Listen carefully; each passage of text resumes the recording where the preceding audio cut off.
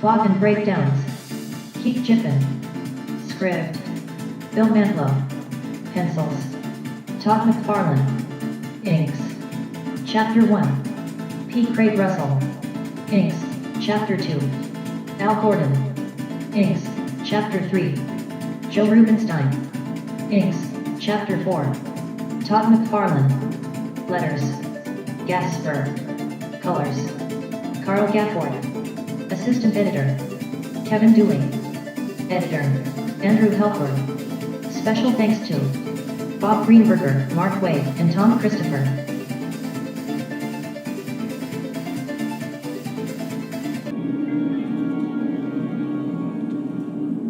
Chapter 1. To the 50 humans snatched screaming, swearing, or sobbing off Earth. The name of this world they've been transported to is unimportant. They are not expected to survive long enough to learn it.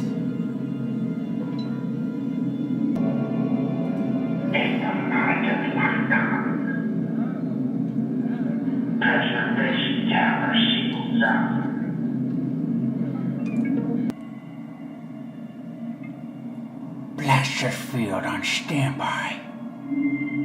Talk. Why don't you get on with it, Dominator?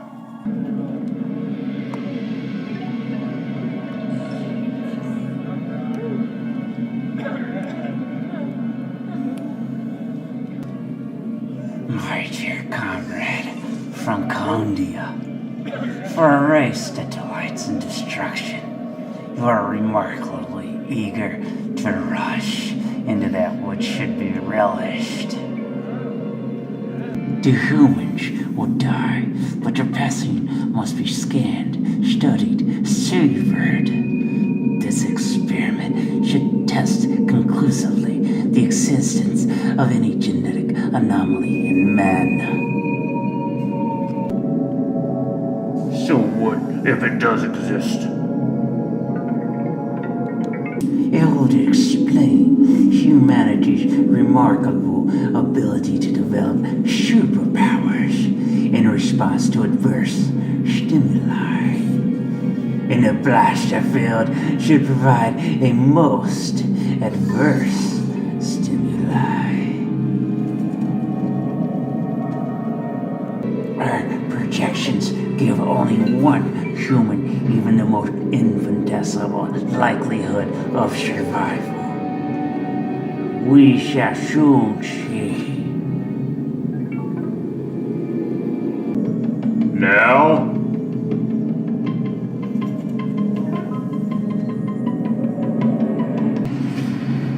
Yes.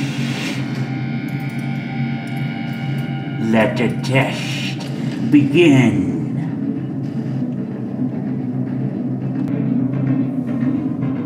About time.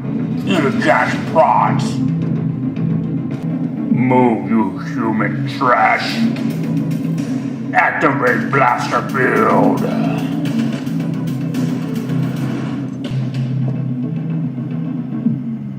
As the first human tentatively steps forward onto the field, an intricate array of sensors reacts to his presence.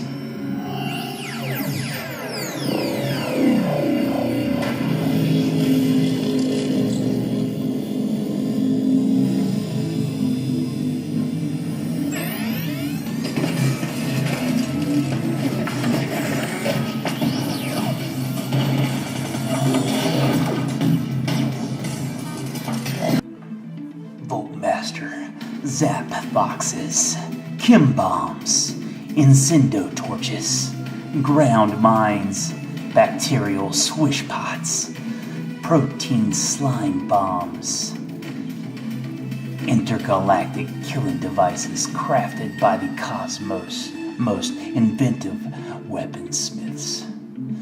But to the human benefactors of this galactic genius, the blaster field can best be described by one most expressive word.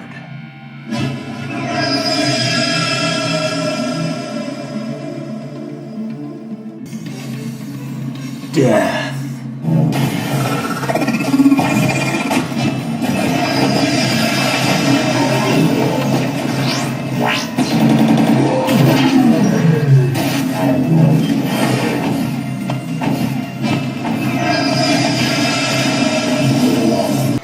The slaughter is scanned.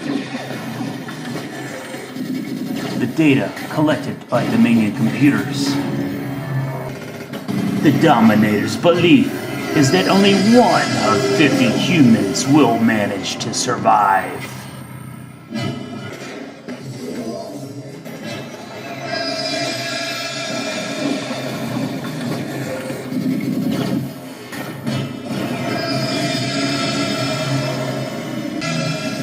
And that one only because the threat of imminent death in the blaster field will trigger his or her hypothetical latent power.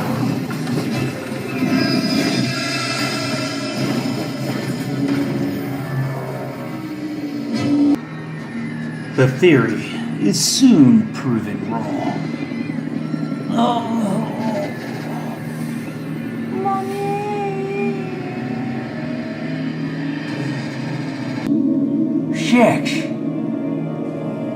Sex?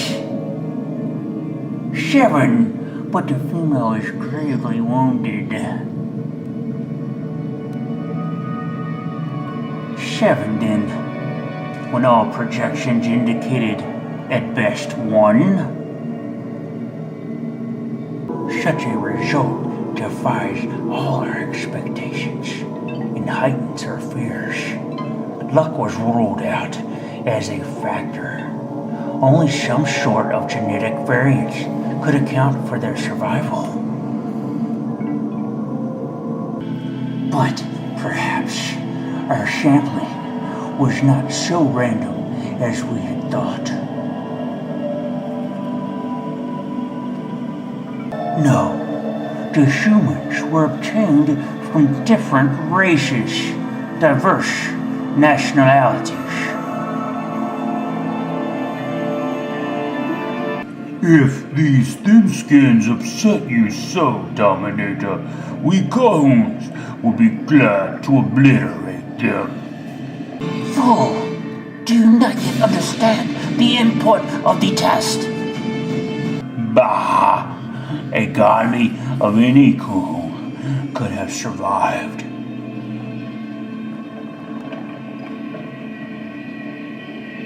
Perhaps, but predictably, despite their deadliness, there are few surprises in either Cahoonian weapons or tactics. Earth, on the other hand, is apparently capable of generating a dazzling array of heroes possessed with powers as unpredictable as they are dangerous. And what if it's discovered that this genetic trait is inherited not just in some humans, but all?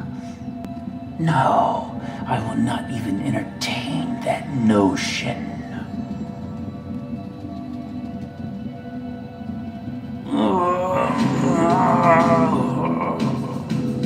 Please shut the cell up so that I can calculate. Galactic gates. These 6 all scan positive for the presence of metahuman abilities. Who are they? Name, Amos Monroe. Native habitat, New Orleans, Louisiana. Occupation, self-professed con artist. Name, Moshe Levy. Native habitat, Tel Aviv, Israel. Occupation, student. Mom? Name, Carlota Rivera. Native habitat, Madrid, Spain. Occupation, fashion model. They're taking her for medical care, I think. Name, Fritz Klein. Native habitat, Innsbruck, Austria. Occupation, ski instructor. Maybe they're going to put her out of her misery. Name, Dexter Fairfax. Native habitat, Tunbridge Wells, England. Occupation, writer of children's books. Please, the child. Name, Lucas Carr. Native habitat, Happy Harbor, Rhode Island. Occupation, scientist, former mascot of the original Justice League of America. What happens now to the rest of us? Truly diverse, but meta-human? They don't look any different to me. Just more frightened. Perhaps whatever enabled them to survive has not manifested any physiological change yet. Only intensive experimentation will tell. Remove them to the Starman's black module. It is time for us to report.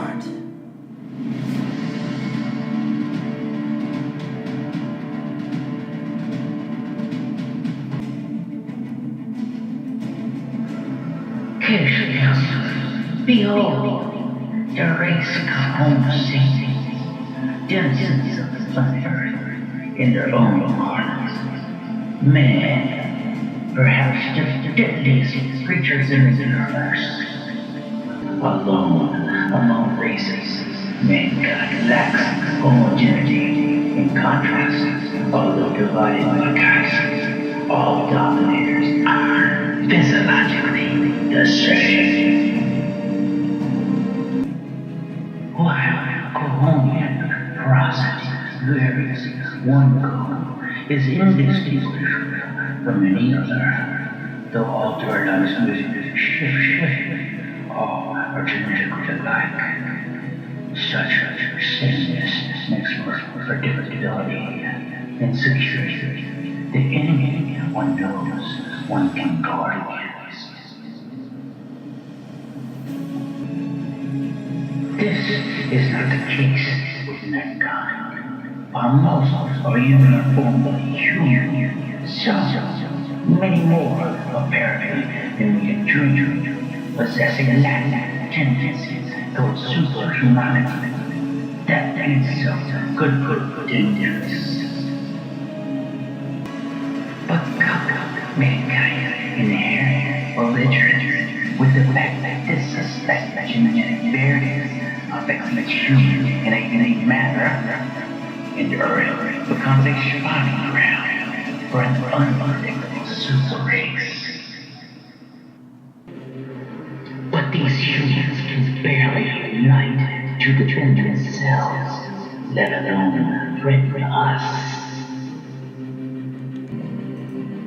Would you wager the future of the dominion on mankind's been disorganized? Others have already demonstrated an awareness of man's potential. Did we not observe from AFA as the guardians of the universe designated Earth as the site of the greatest evolutionary advance since they themselves became immortal?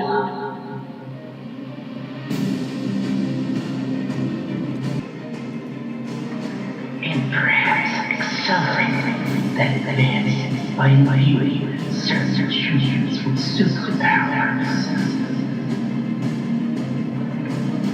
or merely manipulated an already inherent truth. Caste superiors, may I be heard? A minor Castellan here? How dare you deface our great debate? Most respected ones, I humbly come to offer the fruits of my recent research into human physiology. I believe I am close to isolating the genetic variants that makes man dangerous. be seated, castling, or be ejected. Your forte, as you acknowledge, is research, not even synthesis, let alone implementation. But surely, if war can be averted, the Cassidy overreaches himself, but he does have a point. We Dominators are perilous planners, but if there is to be battle and bloodshed, battles there surely will be, but we shall not fight them. In blood shall surely be spilled, but by humanity. And by